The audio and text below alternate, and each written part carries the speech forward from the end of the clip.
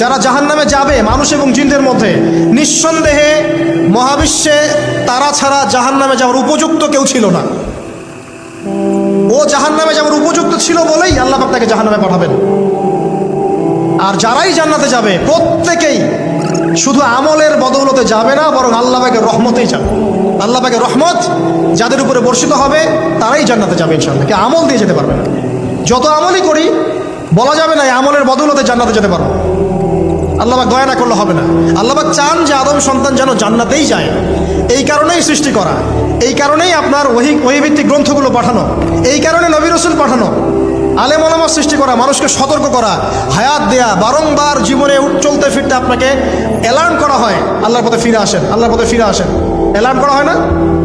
বিপদ দিয়ে আপনাকে অ্যালার্ম করা হয় আল্লাহর পক্ষ থেকে।